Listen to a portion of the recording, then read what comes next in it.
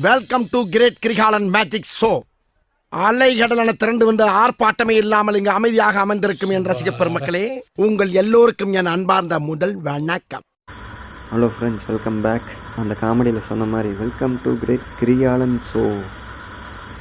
அப்புறம் பார்த்தீங்கன்னா ரூட்டு வந்து வாழப்பாடியிலேருந்து உள்ளே காட்டுதுங்க. நான் வந்து அந்த வேர்ல்டுலேயே டாலஸ்ட் முருகன் டெம்பிள் அங்கே போகலான்னு பார்த்தேன். பட் ஆனால் கொஞ்சம் லேட் ஆகிடுச்சுங்களா. மேபி நம்ம ரிட்டர்ன் வரும்போது இந்த வழியில் வந்தால் நம்ம பார்க்கலாம் அப்படின்னு ஒரு பிளானு. பார்ப்போம். மழை வர மாதிரி இருக்குது. கிளைமேட் எப்படி சேஞ்ச் ஆகும் என்னன்னு தெரில. ஓகே, அப்படியே பார்த்துட்டே வாங்க. ஃப்ரெண்ட்ஸ், பார்த்தீங்கன்னா ஒரு காட் செக்ஷனுக்கு வந்துட்டேன். சின்ன வில்லேஜு, நல்லா இருக்குது, சூப்பராக இருக்குங்க. ரோடு ஹைவே தான் கொடுத்துருந்தேன். பட் பார்த்தீங்கன்னா வாழப்பாடியிலேருந்து உள்ளுக்குள்ளே காமிச்சிது. காட் செக்ஷன் ஃபுல்லாக காட்ஸாக இருக்குது. பார்க்கலாம். ஸ்க்ரீன் ரெக்கார்டு இல்லாட்டி இமேஜ் நான் உங்களுக்கு ஆட் பண்ணுறேன். ஸ்க்ரீன் ஷாட் இது சூப்பராக இருக்குது இடம். பாருங்கள் பின்னாடி எல்லாம். நான் உங்களுக்கு அப்படியே பேக் கேமராவில் காட்டுறேன் பாருங்க. பார்த்திங்கன்னா நம்ம கோயம்புத்தூர்லேருந்து இந்த வழி தான் ரொம்ப பக்கமான வழி. பாருங்கள், கரெக்டாக பெருந்துறையிலேருந்து கரெக்டாக இந்த வழியிலங்க. சங்ககிரி, சேலத்துலேருந்து எந்த வழி? மேப்பில் பார்க்கும்போது கொஞ்சம் மாதிரி வித்தியாசமாக இருக்குது. காரியம்பட்டி, அப்புறம் வாழப்பாடியிலேருந்து பேலூர் ரூட் எடுத்து டைரெக்டாக இதான் பார்த்திங்கன்னா காட் செக்ஷன். தானியம்பாடி வழி இந்த இடம் பாருங்கள். இதெல்லாம் வந்து காட் செக்ஷன் தான். பார்த்தாலே தெரியும்னு நினைக்கிறேன். தானியம்பாடி, அங்கேருந்து நேராக திருவண்ணாமலை, அவ்வளோதான். இதான் நான் சூஸ் பண்ணேன். பார்த்திங்கன்னா நான் நிற்கிற இடத்துலையே தொட்டாசினிங்கி, இங்கிலீஷில் பார்த்திங்கன்னா டச்மினா பிளான் இருக்குது. அப்புறம் பார்த்திங்கன்னா இதுதான் பிளேஸ். சூப்பராக இருக்குங்க எல்லாம். இங்கே ஒரு பாலம். சரி, இங்கே ஒரு 2 நிமிஷம் ரெஸ்ட் எடுத்துகிட்டு கிளம்பலாம் அப்படின்னு சொல்லிட்டு போனோம். இன்னும் எவ்வளோ தூரம் டவர் கிடைக்கும் என்னன்னு தெரியல. பட் ஆனால் இங்கே டவர் வந்து ரொம்ப லோவாக இருக்குது. 1:30க்கு கிளம்புனேன். மணி பார்த்திங்கன்னா 5:15 ஆகுது. இன்னும் எப்படியாவது லைட்டிங், ஆமாங்க, இன்னும் ஒரு 1.5 மணி நேரத்துலேயே இருட்டாயிரும். அங்கே பாருங்க, ரெயின் க்ளோத்ஸ் தெரியுதுங்களா? மழை வரும்னு நினைக்கிறேன், பார்ப்போம். ரெயின் க்ளோத்ஸ் இப்போ தெரியும்னு நினைக்கிறேன். அங்கெல்லாம் டார்க்காக இருக்குது. சரி, ஓகே, அப்படியே பார்த்துட்டே வாங்க. நான் மோட்டோவில் காட்டுறேன்.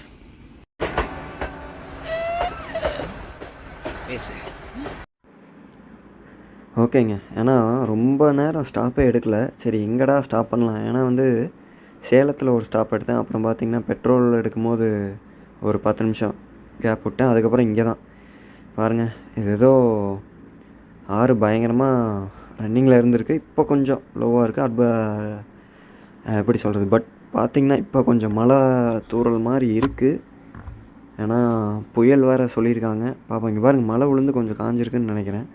இல்லை யார் தண்ணி ஊற்றி விட்டாங்களா என்னன்னு தெரியல. ஐயோ, ரூட்டு இப்போ தான் பார்த்தேங்க. அதுக்குள்ளே ஒரு கன்ஃபியூஷன். அந்த ரைட்டாக அந்த ஸ்ட்ரெயிட்டான்னு இருங்க பார்த்துருவோம். ஓகே, அதாவது இந்த மாதிரி இடத்துல பார்த்திங்கன்னா கொஞ்சம் டவர் கிடைக்க மாட்டேது. அது வந்து நம்மள அப்புறம் சிக்கலில் விட்டோம். கரெக்டாக தான் போகிறோம். இங்கேருந்து நேர் ரோடு தாங்க. ஏன்னா வந்து எப்படி சொல்கிறது, இந்த மாதிரி கிராமத்தில் பார்த்திங்கன்னா ஃபுல்லாக டவரு இல்லை. இது வந்து ரிசர்வ் ஃபாரஸ்ட் மாதிரி காட்டுது.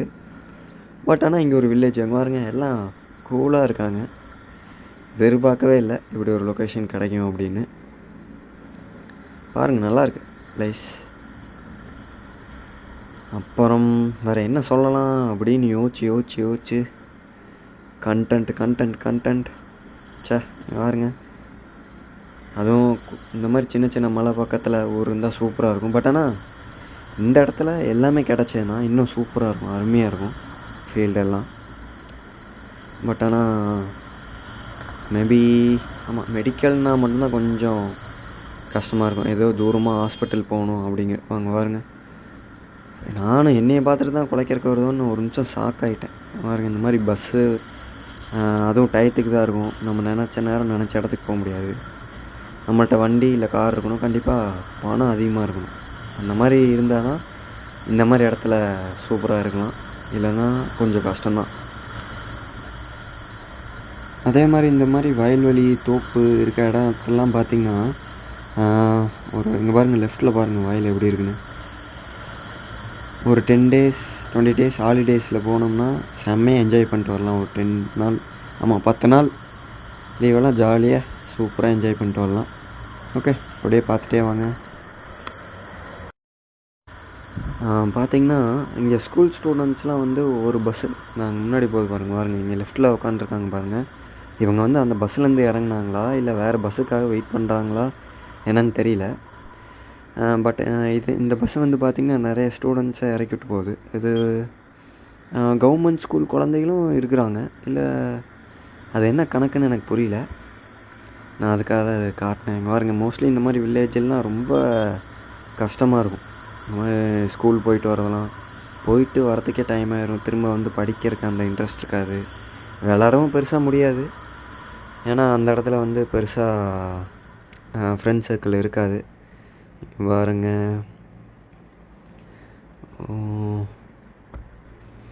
என்னங்க ஒரு செக் போஸ்ட் மாதிரி இருக்குது. எதுவும் என்ட்ரி டிக்கெட்டு இல்லை, சும்மா ஒரு நார்மல் செக் போஸ்ட் மாதிரி அந்த இடத்துல. ஏன்னா ஆமாங்க, இது கொஞ்சம் ஃபாரஸ்ட் ஏரியான்னு நினைக்கிறேன். நான் பாட்டுக்கு தெரியாமல் இந்த வழியில் வந்துட்டேன். பட் ஆனால் நல்லாயிருக்கு பாருங்க. இதே மாதிரி அப்படியே வில்லேஜ் வருது, அப்புறம் ஃபாரஸ்ட்டு, அப்புறம் வில்லேஜ், அந்த மாதிரி போயிட்டுருக்கு. நல்லாயிருக்கு இடம், சூப்பராக பாருங்கள். அப்படியே கொஞ்சம் அப்படியே காடு மாதிரியே தான் இருக்குது. இங்கே பாருங்கள், ரைட்டில் ஒரு 3 பசங்களா, ஒரு 4-5 பேர் உட்காந்துக்கிறானுங்க. இதுதான் பஸ் ஸ்டாப் போல். என்னங்க தண்ணி வர சவுண்டு மாதிரி கேட்குது. எதுவும் லெஃப்டில் தண்ணி வர சவுண்டு மாதிரி கேட்குது. மேபி ஏதோ ரிவருக்கு கூட போகலாம். பட் ஆனால் காடு வந்து அப்படியே இதே மாதிரி தான் போயிட்டுருக்கு. நல்லாயிருக்கு. அது ஒரு புதுவித உணர்வாக இருக்குது. அங்கே பாருங்கள், லெஃப்டில் ஒரு வாய்க்கால் மாதிரி போச்சு.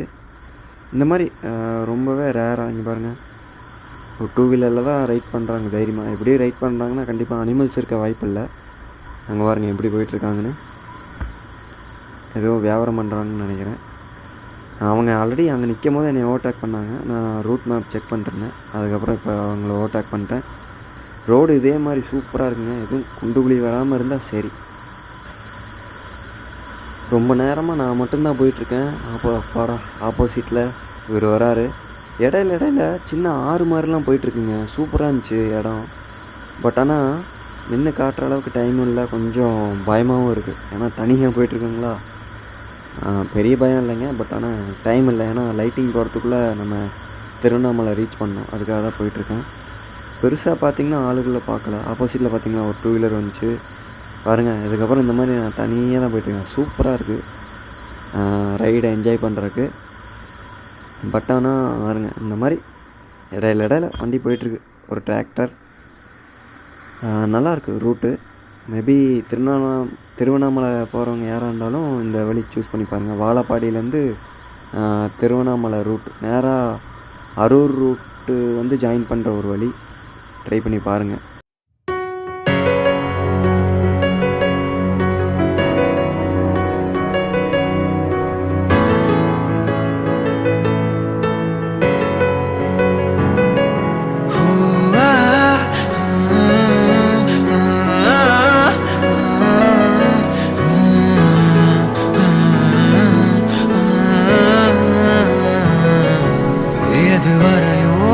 எதுவரையோ இந்த வழியே, எதுவரையோ இருள் அணையாதோ,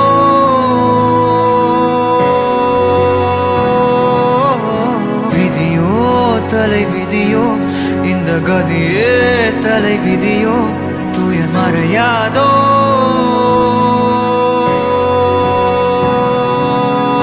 மறுபடி நிலா பொழியாதோ, மறுபடி நிலா பொழியாதோ, நிறையாதோ, நிழல் தரும் கனா விரியாதோ, நிழல் தரும் கனா தெரியாதோ, விரியாதோ, காயம் வருதே சோக குழியில்